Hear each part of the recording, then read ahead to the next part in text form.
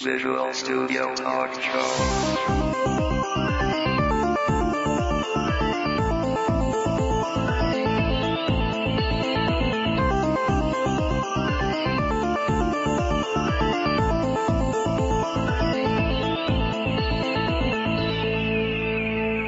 Visual Studio Talk Show.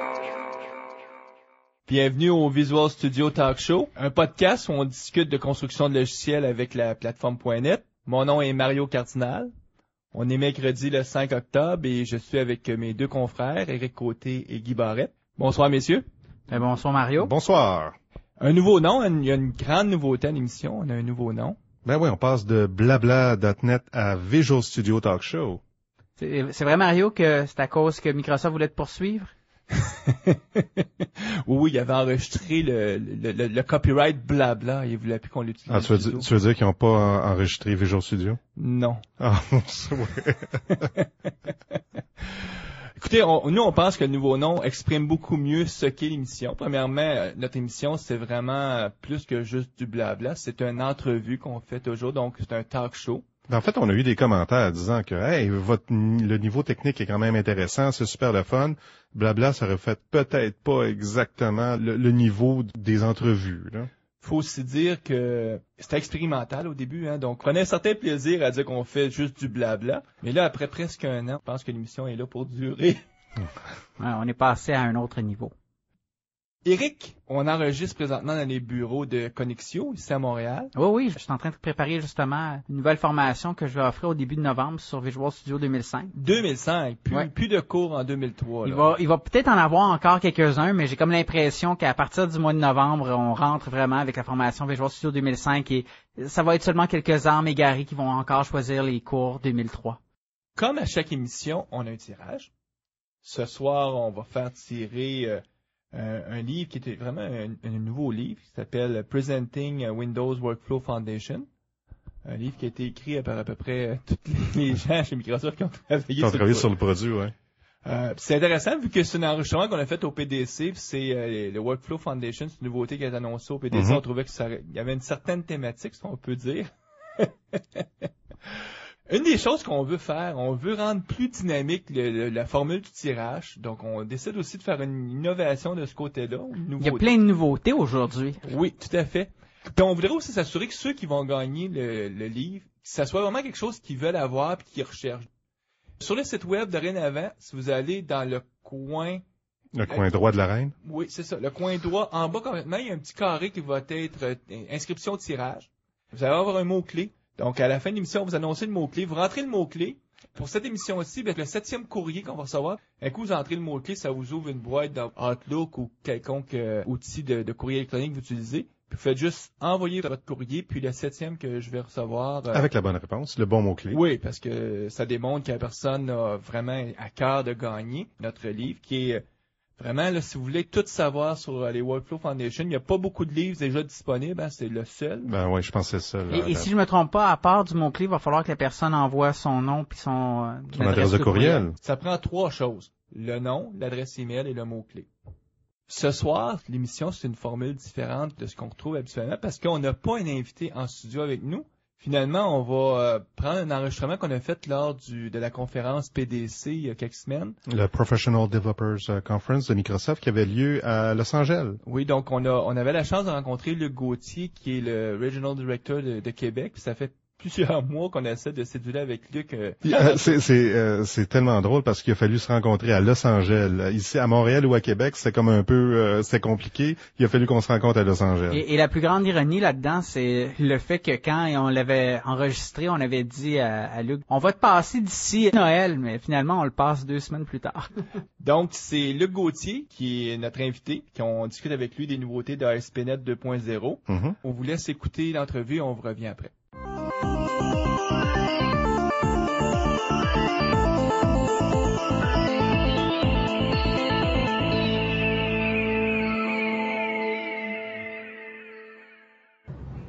Nous sommes à la conférence PDC 2005 le 15 septembre, le jeudi soir. On est avec Luc Gauthier. On profite de sa présence à la conférence pour faire l'entrevue avec lui de blabla.net. J'ai avec moi Guy et Eric. Bonjour. Bonjour Luc. Bonjour Eric, bonjour Mario, bonjour Guy. Premièrement, merci de me permettre de parler un peu à la communauté .NET de certaines de mes passions, entre autres ASP.NET. Là.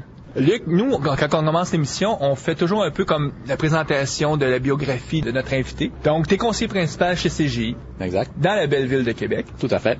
Ça fait depuis 92 que tu travailles avec les technologies de programme, que tu es impliqué au niveau de la programmation. Oui, exact. Donc, plus que 10 ans d'expérience, presque 15 ans. Beaucoup de développement avec l'orienté objet. Effectivement, depuis 1995, je fais de l'orienté objet. Au départ avec Smalltalk. Donc, j'ai fait plusieurs années de Smalltalk et depuis 2000 en .NET. Puis moi, je veux dire personnellement, c'est pas un défaut d'avoir fait du Smalltalk, c'est une bonne école. C'est un langage, maintenant je préfère .NET, là, mais c'est mon deuxième langage. Smalltalk, c'est un langage incroyable. J'ai adoré travailler en Smalltalk. CGI, depuis 2001, t'es beaucoup impliqué dans tout ce qu'ils appellent les autres la pratique.net. Tu peux-tu nous expliquer c'est quoi? C'est un groupe chez CGI qui s'occupe de définir des bonnes pratiques de programmation avec .NET? Oui, effectivement. Mais il y a différentes pratiques. Entre autres, il y a une pratique Java, pratique .NET, tout ça. Donc, ça a démarré, je pense, en 2000 ou 2001. 2001. Au départ, ça a eu un but de faire ce qu'on a appelé, nous autres, un toolkit. On a fait des composants en .NET. Pour l'instant, le toolkit est un petit peu mort en ce sens que les composants qu'on avait ciblés ont par la suite sorti avec Microsoft, les application blocks, tout ça. Donc au moins, ça nous fait dire qu'on avait ciblé les bonnes choses. Sauf que maintenant, en prendre la composante CGI ou celle-là qui est produite par Microsoft, les gens, bon. Sauf que maintenant, c'est plus c'est les bonnes pratiques. Donc vous aviez créé un peu l'équivalent de ce qui est maintenant Enterprise Library qui est fourni par le groupe de Pattern and Practices. C'est plutôt à ça, exact. Puis, probablement parce que les autres avaient une très grosse équipe, c'était plus avantageux pour vous de faire le saut puis de prendre leur librairie à eux que de continuer à faire évoluer la vôtre. Effectivement, puis ça nous a permis aussi à CGI à l'intérieur même de toute CGI, comme on sait qu'il y a plusieurs bureaux de CGI à travers le monde, mais d'être reconnus comme étant les experts .NET à l'intérieur de CGI. Donc on fait beaucoup de choses pour les autres bureaux. Luc, t'es fortement impliqué dans la communauté. T'es directeur régional pour la région de Québec là, auprès de Microsoft. Oui, exact. Il y a un groupe d'utilisateurs à Québec. Oui, effectivement, je pense que mais ça fait déjà, je pense, 3 ans qu'on a un groupe d'utilisateurs à Québec, effectivement. Au départ, c'est pas moi qui l'avais parti, mais maintenant, je suis depuis à peu près 1 an. Donc, c'est le CUNQ. CUNQ, donc www.cunq.org. Effectivement. Tu fais aussi beaucoup de présentations dans les activités, que ce soit les Deep Dive ou les Dev Days. Le sujet qu'on va discuter avec toi, Luc, aujourd'hui, donc, ça va être les nouveautés de ASP.NET. Quand je parle de nouveautés, la version 2.0. La version 2. Luc, de toutes les nouveautés de ASP.NET 2.0, laquelle pour toi là, est, selon toi, la plus importante pour les auditeurs de migrer à ASP.NET 2.0? Je te dirais, j'aurais de la difficulté à t'en nommer une. Moi, il y a deux gros morceaux, si on peut appeler ça comme ça, c'est ce que je trouve important de voir. Puis on va les aborder. Entre autres, quand j'appelle relié à l'interface utilisateur, les thèmes et les master pages, et aussi tout ce qui a rapport avec membership, rôle et profil. Je trouve que c'est les deux éléments, à mon point de vue, qui vont venir régler des choses que dans tous les projets qu'on pouvait faire, entre autres membership, rôle et profil, on avait toujours des choses à se taper là-dedans. Maintenant, ils nous offrent des fonctionnalités. Et au niveau des interfaces graphiques, c'était un peu plus compliqué maintenant. On va avoir une espèce, on pourra en parler, mais on va avoir une espèce d'héritage visuel. Donc, qu'est-ce que c'est ça, tout le membership? Donc, pourquoi Microsoft offre ça? Quel problème ils cherchent à résoudre avec ça? OK, ben on s'est rendu compte. Microsoft s'est rendu compte, puis on l'a vécu dans pratiquement tous les projets web qu'on pouvait faire. Pratiquement chaque projet web a à un moment donné besoin de gérer des utilisateurs et entre autres login, ces choses-là. Donc, on avait toujours à se taper ça. Avec la version 1.1 du framework, il y avait eu des améliorations de ce côté-là, mais avec la version 2.0, on est allé pas mal plus loin là-dedans, c'est-à-dire sans faire aucune ligne de code, on est capable d'avoir une page de login et que tout fonctionne. Puis on parle de plus que du login parce que c'est membership, donc... Là, je parlais du membership, effectivement, là, puis il y a plein d'autres choses, mais le membership, quand je parle de login, là, il y a différents contrôles, le login view. Les propriétés qu'un utilisateur pourrait avoir. Un wizard de création d'utilisateurs. En tout cas, il y a plein de contrôles ASP qui sont reliés au membership, qui rendent vraiment la façon d'implanter ça là, sans aucune ligne de code très facile. Comme par exemple un contrôle de login, on va prendre le contrôle, on va le dropper On va le dropper. OK, je vais me permettre certains anglicismes. Juste pour les bénéfices aux auditeurs, on vient d'enregistrer la dernière heure de l'émission spéciale PDC qu'on va publier, nous autres, dans les prochaines semaines. On essaie de se forcer à parler plus français international. Je vais peut-être avoir de la difficulté, mais en tout cas.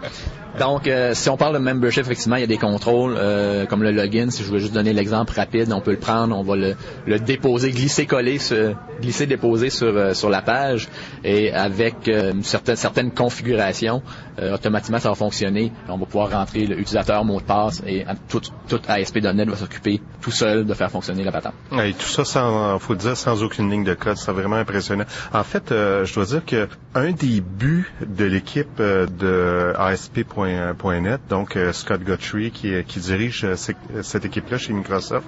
Alors, un des buts de l'équipe, c'était de diminuer le nombre de lignes de code qu'un développeur ASP.NET doit faire de 50 à 75%, là, d'avoir des gains de productivité majeurs. C'est pour ça qu'il y a beaucoup d'API, puis là, on va... Puis je pense qu'ils ont quand même réussi dans certaines parties d'ASP.NET. Ils se sont vraiment posé les bonnes questions en disant qu'est-ce qu'on doit répéter chaque fois lorsqu'on fait des projets web.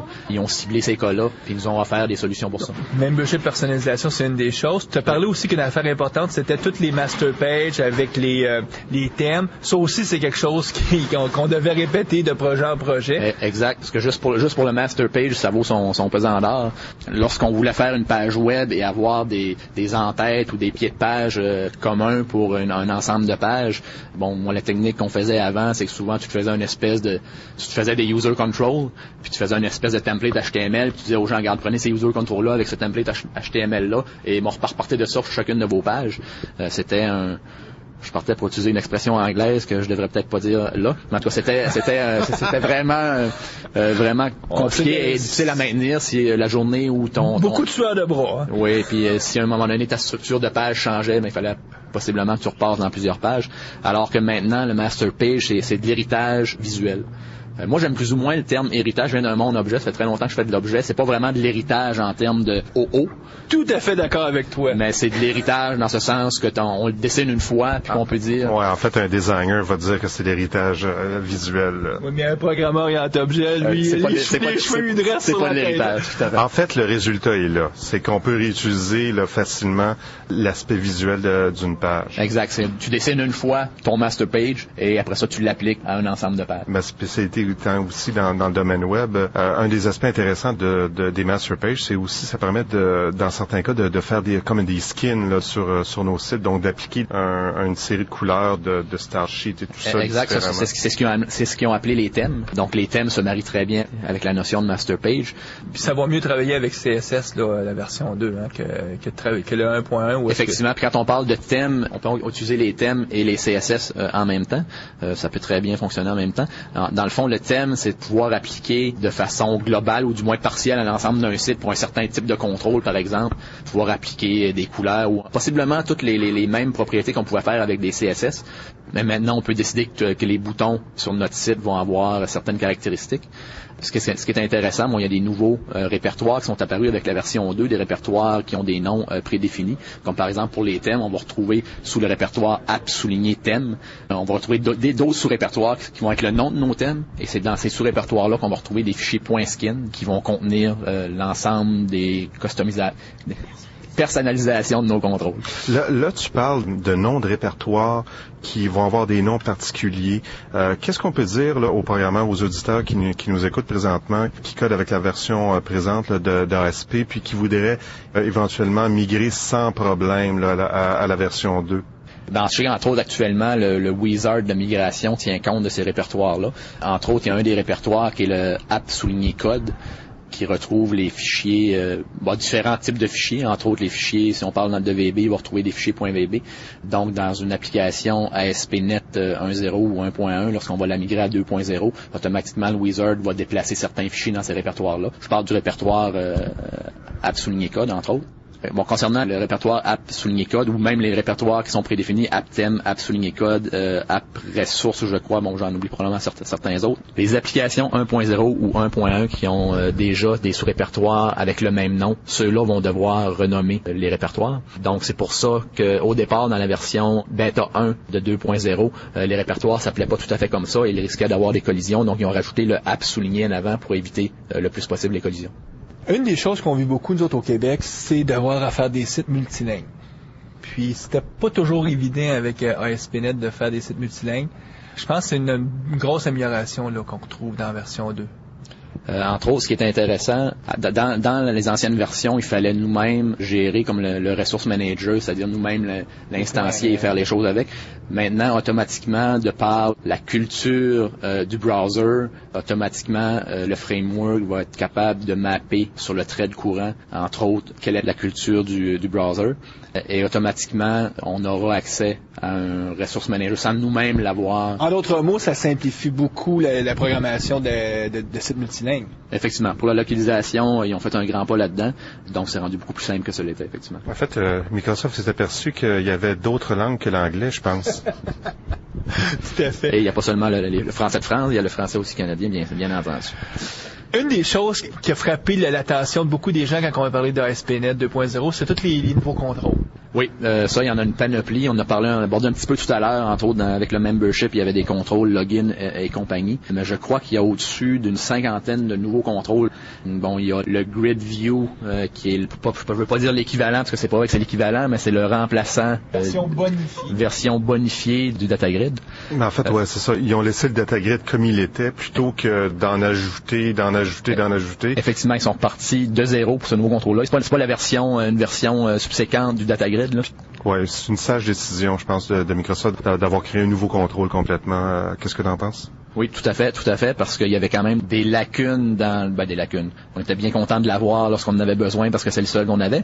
On n'avait pas vraiment le choix. On n'avait pas vraiment le choix. Puis il y avait vraiment des lacunes, puis à un moment donné, de bâtir ou de continuer de bâtir sur des choses qui ont des lacunes, à un moment donné, ça peut devenir compliqué.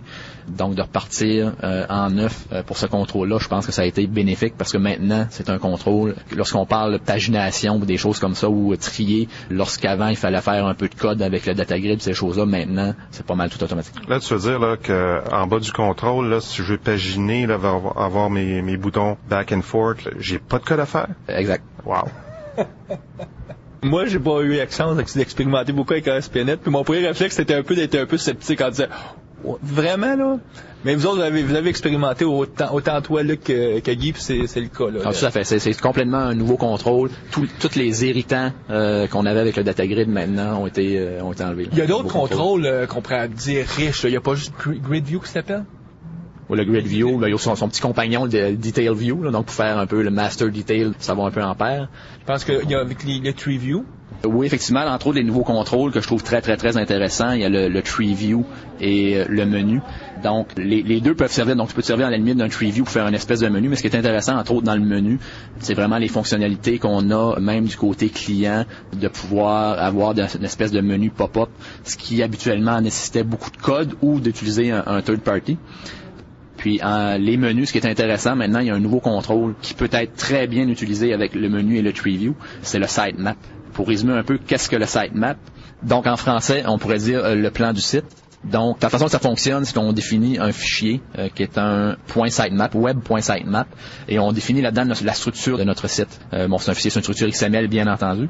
Donc, on définit la structure et on peut, via du data binding, il y a un type de data source qui est le sitemap data source, pouvoir attacher ce fichier-là, un peu avec le data source, l'attacher au menu, et automatiquement, on aura la structure de notre menu qui va s'afficher. Ce qui est intéressant ici, c'est que les designers peuvent finalement s'occuper du fichier XML, donc tout l'aspect menu, puis peuvent déployer ce fichier-là sans qu'on ait besoin de recompiler l'application. Exact, parce que ça peut être dynamique. C'est un fichier XML à peu près au même titre que le web.config peut l'être. Donc, c'est un web.sitemap où on définit notre structure. Et juste pour aborder un autre contrôle qui a rapport avec le sitemap, c'est le sitemap path. Donc, pour faire ce qu'on appelle en français le fil d'Ariane ou en anglais le breadcrumb. Breadcrumb, c'est bien ça? Breadcrumb, oui, c'est ça. Moi et mon anglais. Donc, de façon automatique, en déposant ce contrôle-là sur une de nos pages ou idéalement, on la mettra dans un master page qu'on a abordé tantôt si on veut avoir ce fil d'Ariane-là sur chacune de nos pages. Donc, on dépose ça sur notre page et automatiquement, en la reliant à un sitemap data source, on va avoir un beau petit fil d'Ariane qui va nous dire exactement où on se trouve sur notre site. Oui, puis tout ça est databindé sur le fichier XML. Exact. Donc, zéro ligne de code. Donc, zéro ligne de code.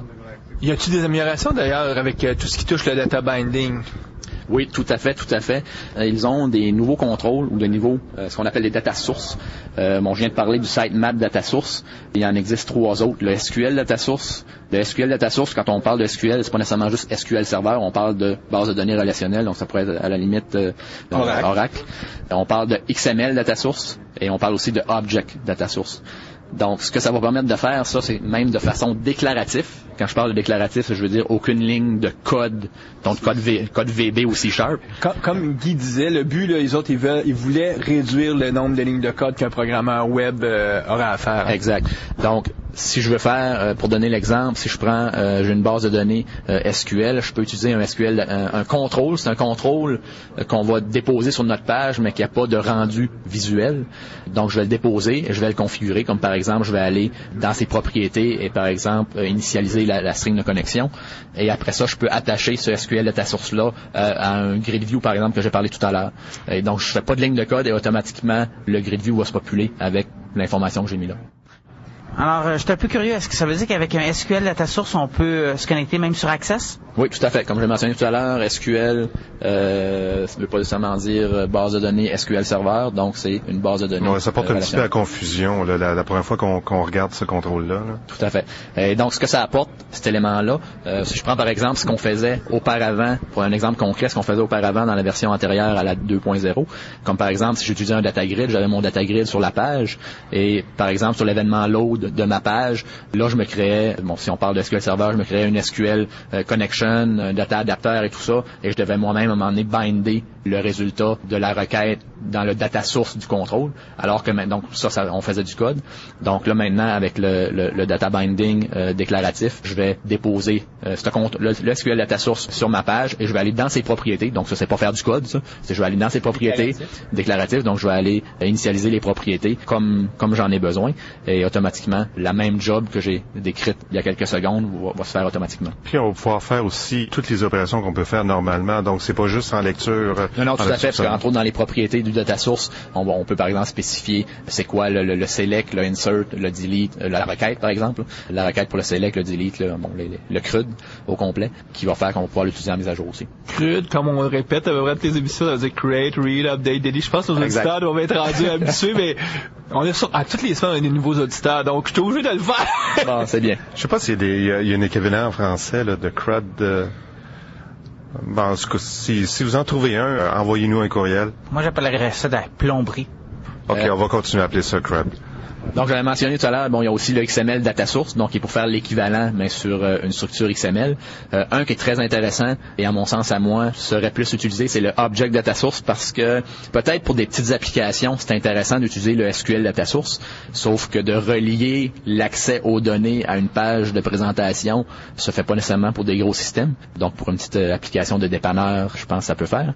Quand on commence à faire toutes les opérations de create, update, delete de façon déclarative, ça produit évidemment du code déclaratif en quelque part. Donc, ce code-là, il se trouve dans la page ASPX. Puis, exact.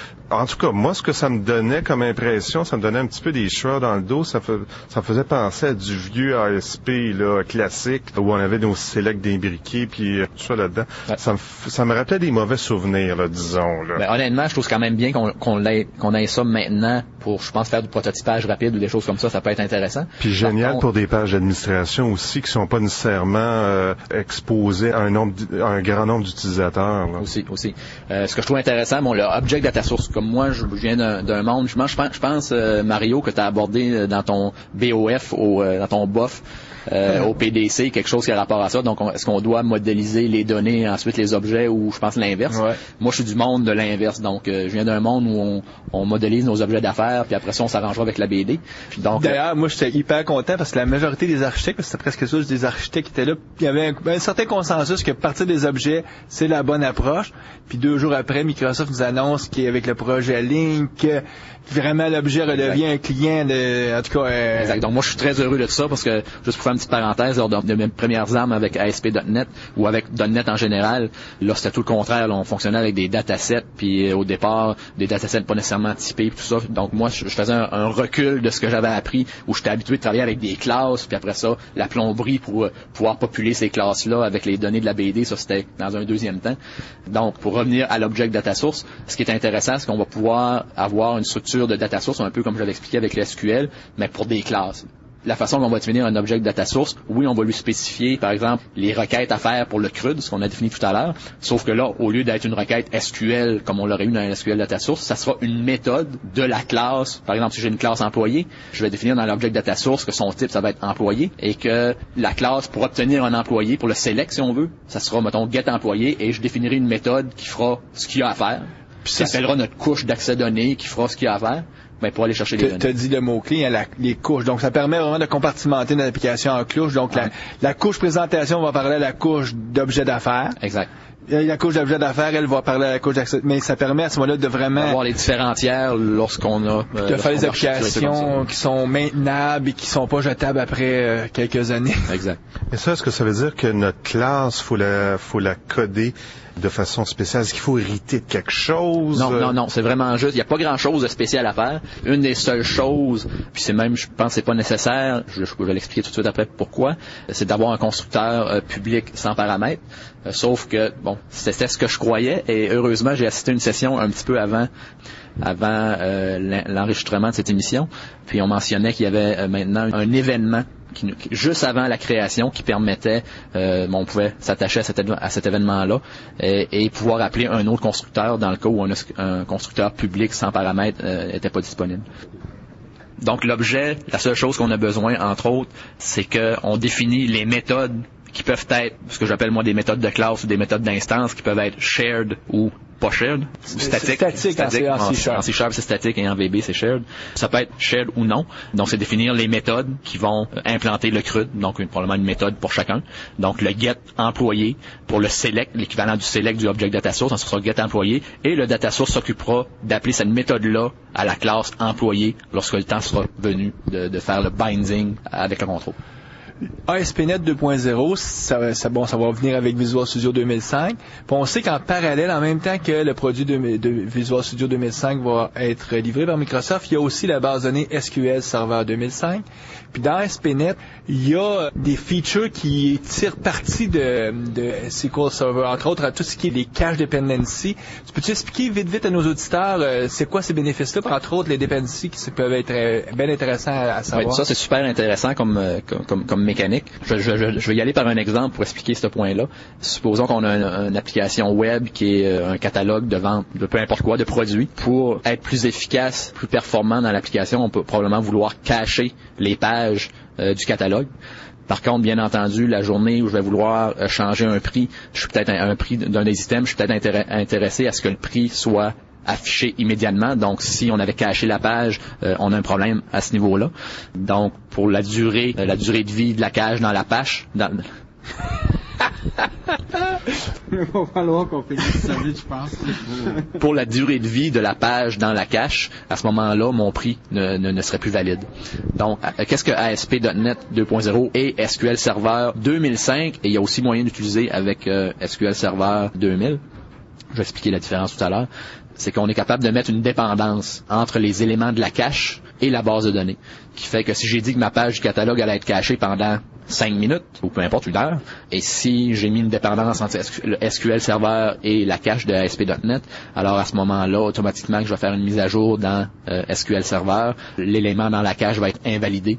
Donc, la page va se réafficher correctement.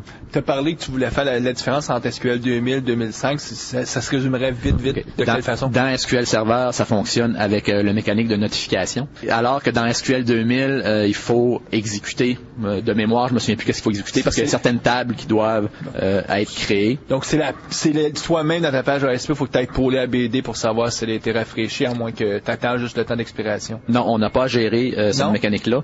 C'est via des triggers de SQL Server. Oui. Sauf qu'il faut installer, on a un script à rouler au niveau de SQL Server pour que les tables et les choses s'installent.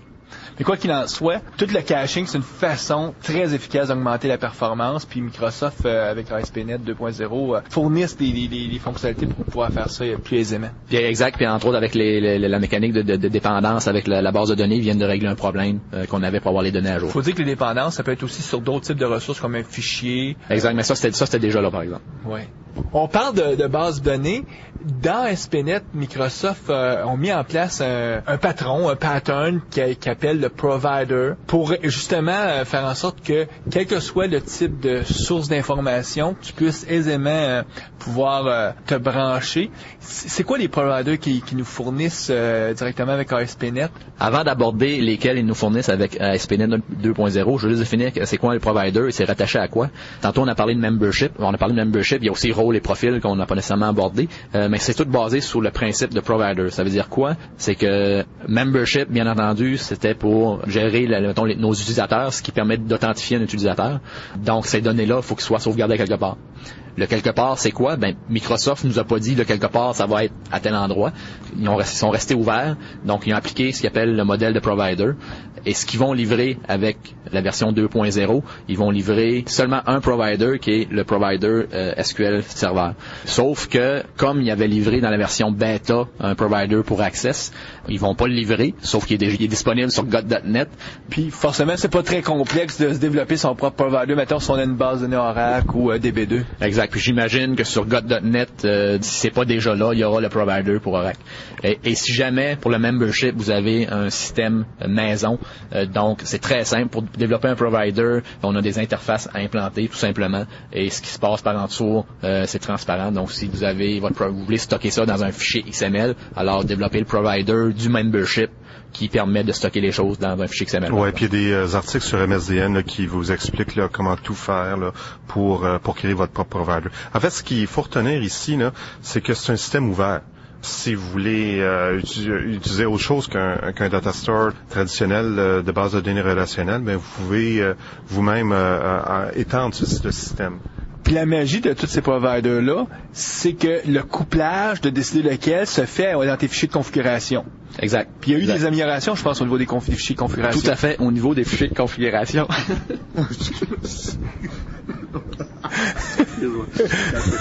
Vas-y, tout à fait. Regarde, plus vite tu finis, plus vite on s'en va en bière rejoindre dans mon vie. Effectivement, au niveau de la configuration, il y a eu de l'amélioration. Qu'est-ce qu'on avait avant? On avait genre Notepad ou directement dans Visual Studio, sauf qu'il n'y avait pas grand fonctionnalité à part que de dire on va te fournir quelque chose pour que tu peux rentrer du texte. Maintenant, il y a deux façons de pouvoir configurer, par exemple, une application ASP.NET, ce qui veut dire une configuration qui va aller modifier le web.config. Il y a un snap-in MMC. Donc, si on va dans IIS, je ne pourrais pas vous dire exactement le chemin pour le menu, mais à un moment donné, il y a un onglet supplémentaire qui est ASP.NET, et à ce niveau-là, on va être capable d'aller changer de la configuration. Et entre autres, ça permet de pouvoir spécifier quelle version du framework on veut exécuter. Ce qu'il fallait faire avant, c'était exécuter le ASP.NET reg... ASP.NET souligné reg.iis.exe. Exact. Alors maintenant, facilement, on l'a dans le MMC et on peut faire plus que ça. Donc, il y a d'autres paramètres qui vont aller directement modifier le fichier web.config, comme par exemple lorsque je veux forme authentification ou Windows Authentication. Donc, je peux changer les paramètres dans le MMC qui vont permettre de faire ça. Il y a un deuxième volet d'administration qui est le Website Administration Tool, qui est une page qui est disponible. Donc, on peut caler sur n'importe quel site la page webadmin.axd ou c'est disponible via un des menus de Visual Studio. Est-ce que tu as les mêmes fonctionnalités dans les deux, dans Snap-in là, de MMC, puis dans cette page-là de configuration? Non, c'est pas exactement les mêmes fonctionnalités. Entre autres, dans le Website Administration Tool, c'est ce qui va permettre, on a parlé de membership, rôle et profil, donc c'est ce qui va permettre d'aller spécifier, entre autres, quel est le provider qu'on veut utiliser, qui va pouvoir même définir, je parlais du membership, aller définir quels sont nos utilisateurs. Donc, je peux utiliser cette interface-là pour créer un utilisateur, créer des rôles, assigner des rôles. Donc, je peux faire ça via cette interface-là. C'est drôle, mais en tout cas, c'est mon opinion personnelle et je la partage, là, mais j'aurais aimé mieux que Microsoft livre un seul interface ici à ce niveau-là. Je pense que ça peut créer de la confusion parce que c'est pas les mêmes fonctionnalités que tu peux gérer d'un à l'autre. Là. Moi, au contraire, je dois dire qu'ils ont fait un bon point parce qu'en fait, les deux éléments sont pas stockés à la même place. Alors, en quelque sorte, tout ce qui s'appelle la console MMC, ça gère ce qu'on appelle surtout le web.config et des choses qui se trouvent dans le Metabase. Tandis que quand on utilise l'outil d'administration web, c'est beaucoup plus des éléments qui se retrouvent dans une base de données que finalement dans un back-end. Qu'est-ce que tu en penses, Luc? Oui et non, à ce que Eric vient de dire. Même dans le ASP.NET, dans le Snap-in, autant que dans le Website Administration Tool, ça va modifier le web.config. Comme par exemple, dans le Snap-in, l'exemple que j'ai donné tout à l'heure, si on veut Form Authentication ou Windows Authentication, ça va modifier le web.config pour ajouter les bonnes balises XML. Et la même chose pour le Website Administration Tool, lorsque je vais définir, par exemple, quel provider, est-ce que j'utilise le provider Access, est-ce que je peux utiliser le provider SQL pour le membership, ça va aller rajouter dans le fichier web.config cette configuration-là. Une des choses qu'il faut absolument traiter, si on veut parler de ASP.NET 2.0, c'est les modèles de compilation qui sont modifiés. Exact. Ce qui est intéressant, c'est que maintenant, il y a une nouvelle fonctionnalité dans le framework qui est utilisée dans le cas du design des pages. On peut parler des classes partielles. Qu'est-ce qu'une classe partielle ou partial class? C'est la possibilité d'avoir une classe définie dans plusieurs fichiers. Et le design... On rajoute le keyword partial devant la définition, puis là, il sait, lui, la compilation, comment les tout à fait. À la compilation, bien entendu, ces deux définitions de la même classe-là doivent se retrouver dans le même assembly. À la compilation, ça va être... Comme si elle avait été écrite dans une seule... Comme il y avait ici. Exact. Donc maintenant, le designer utilise cette nouvelle fonctionnalité-là, c'est-à-dire que lorsque je vais définir ma page ASPX, tout le côté design de ma page, maintenant, je verrai plus le code associé à ça. Lorsque je vais aller dans mon code behind, je verrai plus le code associé à ça. Et j'ai même pas possibilité de le voir parce que c'est une classe. Cette partie-là va être dans une classe partielle et elle est générée dynamiquement lorsque je vais exécuter ma page. Alors que la deuxième partie de la classe partielle, c'est le code que nous on fait. Donc, les événements sur un bouton que je vais coder vont se retrouver dans la deuxième partie de cette classe partielle-là. Faut dire que le but de ça, pourquoi Microsoft a créé ce nouveau mécanisme-là de classe partielle, c'était pour cacher du code qui était généré justement par les fameux wizards ou par... Exact, parce qu'on avait toujours la petite partie en haut. On avait toujours la petite partie en haut qui était dans une région qui disait... ne pas ouvrir ou ne pas éditer. Exact. Donc, les pattes.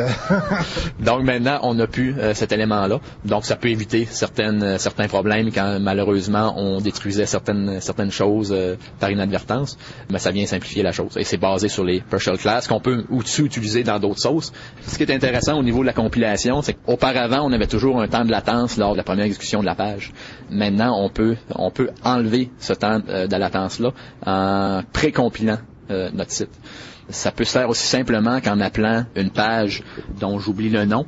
On appelle une page sur notre site et il va automatiquement se compiler au complet, qui fait que lors du premier hit sur la page, il n'y aura pas de temps de latence. Et ce qui est intéressant aussi, c'est que ça va compiler notre site en entier, même le côté page ASPX, qui fait que lorsque je vais déployer mon site, il n'y aura aucun code source qu'on va pouvoir permettre de voir. Donc, même au niveau des pages, on fait héberger notre site ailleurs, même la personne ailleurs ne pourra même pas aller voir le côté visuel de la page ASPX. C'est assez impressionnant parce que tu ouvres ta page ASPX, puis tout ce que tu vois là, c'est un placeholder, that's it. Exact. Il y a absolument rien d'autre. Il n'y a aucune balise HTML, il n'y a rien. Le site est complètement compilé. Ça, c'est un des modèles, mais il y en a un autre. Exact. Là, je parlais de précompiler le site. Il y a aussi le modèle que j'appellerais qui n'est pas compilé du tout. Et quand je dis pas du tout, c'est en faisant référence à 1.1 où on devait compiler pour pouvoir exécuter notre application web, on devait la compiler et qu'il y avait un assembly qui était créé. Et après ça, on pouvait l'exécuter. Maintenant, je suis capable de déployer complètement mon site avec le code source, bien entendu. À ce moment-là, il y a besoin du code source.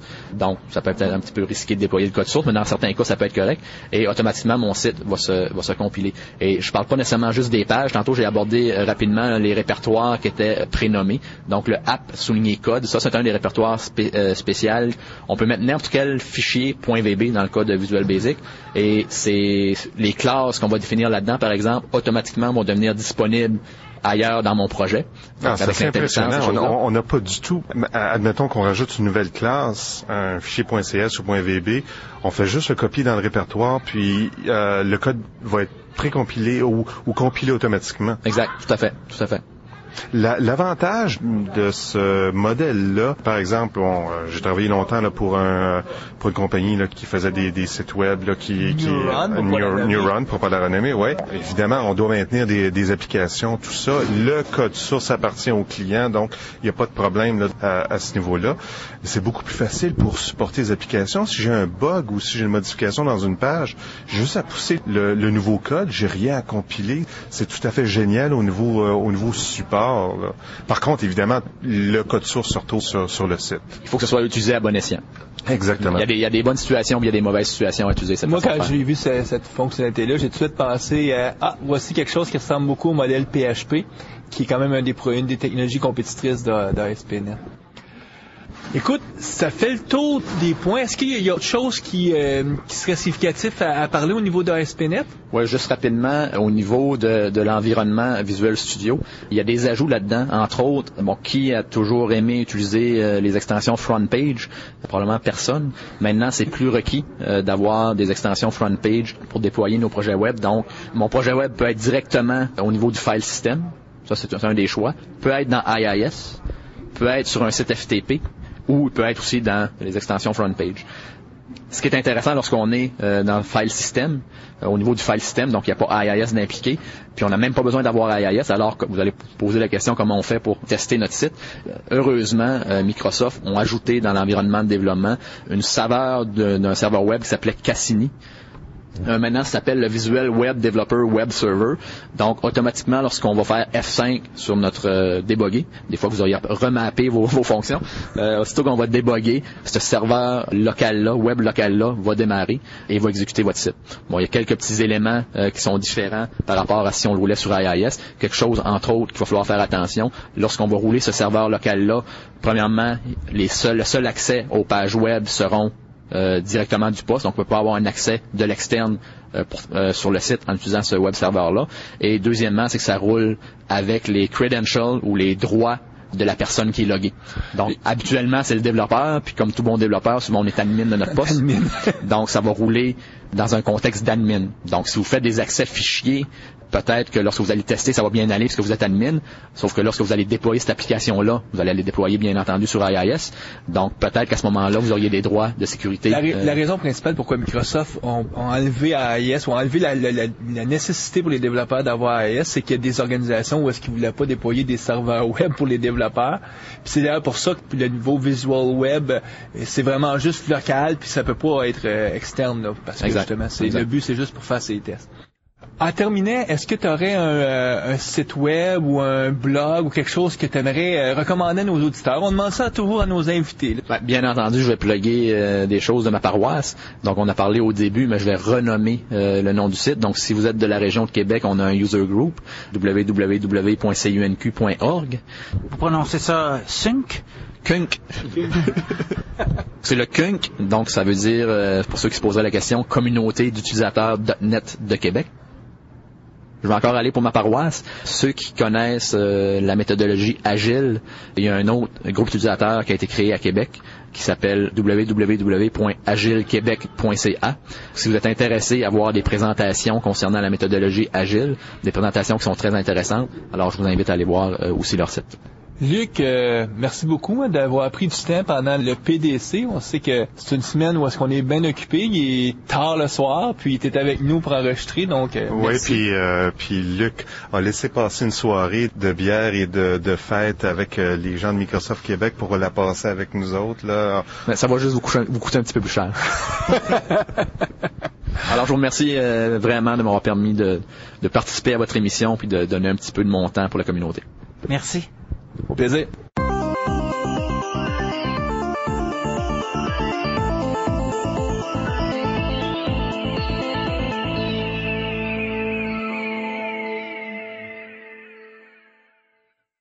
La chronique astuces et nouvelles de Éric Côté. Éric, qu'est-ce qui a retenu ton attention cette semaine? Cette semaine, c'est un nouveau outil de développement que Microsoft a sorti qu'ils ont appelé le Internet Explorer Developer Toolbar.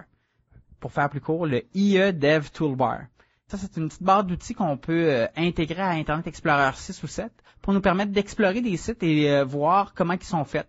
Explorer le DOM, pouvoir regarder un site en 800 par 600, pouvoir changer les propriétés des attributs, ainsi de suite. Alors, ça nous permet de vraiment voir et explorer le côté structuré du HTML dans nos différents sites web et même de le valider, pouvoir valider est-ce qu'on respecte les différentes règles XHTML ou HTML dans le site. Éric, ça sonne pas mal comme le Dev Kit ou le Dev Toolbar là, qu'il y a dans Firefox. Oui, dans Firefox, en effet, il y avait une extension qui était un Developer Toolbar et Microsoft se sont largement, je pourrais dire, inspirés de ce qui avait été fait par les développeurs de Firefox.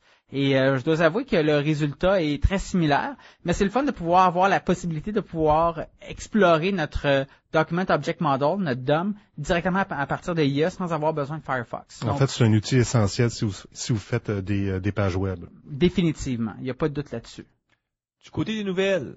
Il y a eu des choses comme une annonce faite à propos de Windows XP Service Pack 3 qui est en préparation. Tout le monde s'en doutait que ça s'en venait. Encore un autre problème avec la célèbre poursuite entre Eolas et Microsoft, où est-ce que tu te rappelles, c'est une petite compagnie Eolas en Californie qui avait breveté la façon que fonctionnait l'activation des plugins sur une page web pour qu'un plugin puisse s'activer à l'intérieur même, hosté dans une page web. C'est pas, il y a quelques années de ça, mais qu'il y avait eu une poursuite en cours. Ça continue toujours, cette histoire. Ben oui, là, apparemment, là, le Bureau des brevets américains a dit que le brevet de Eolas est encore valide. Donc, tout le monde pensait, après la révision faite par le Bureau des brevets, qu'il allait justement considérer le brevet invalide à cause, ils appellent ça en anglais prior art, c'est-à-dire qu'il y avait justement des preuves que l'invention existait auparavant, avant que le brevet soit accordé. Et finalement, non, c'est pas le cas. Et cette compagnie-là, c'est ce qui est drôle, là, c'est une compagnie qui a un seul employé, là, il y a une seule personne. Alors, je sais pas qu'est-ce qu'il va faire avec tout cet argent-là. Ben, justement, présentement, Microsoft va encore rien payé de ce qu'ils doivent, mais en effet, il y a eu une première poursuite où est-ce que Microsoft avait perdu et donc ils ont décidé d'aller en appel. Et si, admettons, l'appel ne réussit pas pour Microsoft, ben ils vont devoir payer un peu plus qu'un demi-milliard de dollars à cette personne-là. 500 millions de dollars? Ouais. Oh my.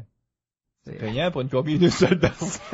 Considérant que la seule chose que Eolas a fait comme produit, c'était produire un brevet. Mais ouais, puis je pense que la technologie a été licenciée d'une université américaine. Oui, exactement. Là. Il est associé avec l'Université de Californie. D'autres peut-être vraies nouvelles cette semaine? Ben oui. Il y a une nouvelle ici à propos de Google qui s'associe avec Sun pour faire la promotion de OpenOffice. Ben en fait, OpenOffice c'est pas un produit de Sun. Le produit de Sun c'est StarOffice. OpenOffice est un produit open source, donc il appartient pas à Sun, il appartient à la communauté open source. Sun et Google s'associent ensemble pour faire la promotion de OpenOffice. Ils espèrent déloger le géant Microsoft Office. Bonne chance. Ah ouais, en entreprise, 99,9% des entreprises utilisent produit Microsoft Office, puis du jour au lendemain, ils vont changer de produit. Je suis très sceptique. On verra, là. Moi, il y a l'alliance entre Microsoft et GBoss. GBoss, c'est un serveur d'application G2E du côté Java. Puis, il y a une alliance que Microsoft font avec eux pour définir toutes les règles d'interopérabilité. C'est quand même intéressant parce que, pour Microsoft, c'est pas un gros risque parce que GBoss, c'est quand même un petit joueur. Là. C'est pas comme si on annoncerait une alliance entre Microsoft et IBM, par exemple. Par contre, ça leur permet de pouvoir définir très bien des règles. Puis, je serais pas surpris qu'à long terme, surtout si tous les projets open source se mettent à suivre ces règles-là, que IBM et d'autres gros joueurs comme Oracle n'auront pas le choix de respecter ces règles d'interopérabilité-là. Donc, c'est quand même intéressant en tout cas en entreprise, là, la réalité, c'est que c'est rare t'as des systèmes monolithiques, là, c'est beaucoup de compagnies. Très souvent des bases de données Oracle parce qu'il y a un président de compagnie qui est allé jouer au golf, mettons, avec quelqu'un d'Oracle, puis du jour au lendemain, faut acheter du Oracle, mais ça c'est une autre problématique de notre industrie. Hein. Ouais, ça c'est une bonne nouvelle, je pense, pour les développeurs là, qui ont à faire de l'interopérabilité entre les différentes plateformes. Moi d'ailleurs, une chose, pour revenir à cette histoire-là des fameuses parties de golf, parce que les gens d'Oracle sont très bons pour les parties de golf, je trouve ça un peu aberrant. C'est un peu comme si quand je sais pas moi, une organisation se fait construire des buildings, du jour au lendemain, le président de la compagnie disait, vous savez, là, dans tel building, je vais absolument utiliser de l'acier pour toutes les poutres. Tu sais, donc, depuis, il y a jamais personne qui fait ça, hein. On laisse les architectes, on laisse les constructeurs choisir les bons matériaux.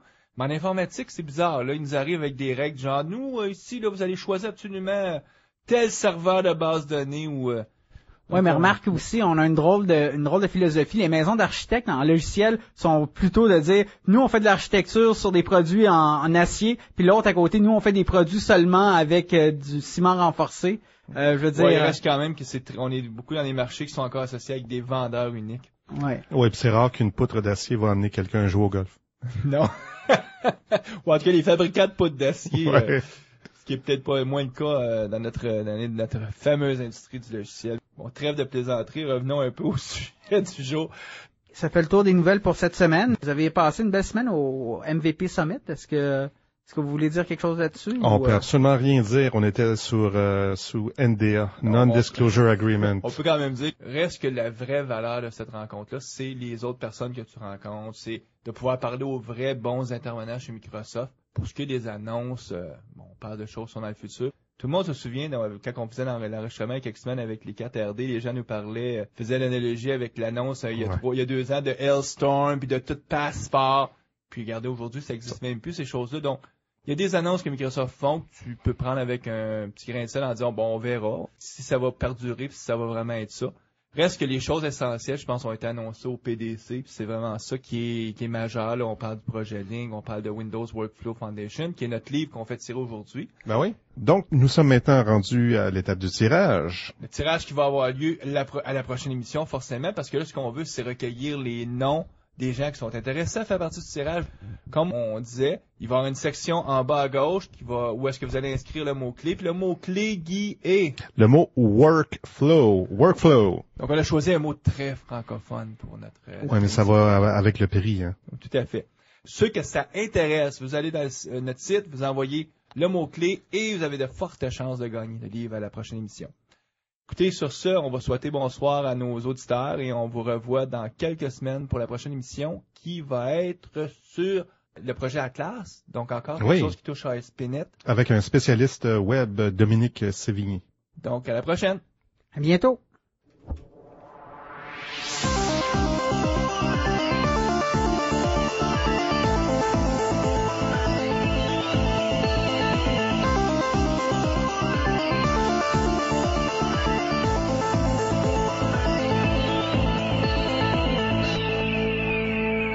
Visual Studio Talk Show.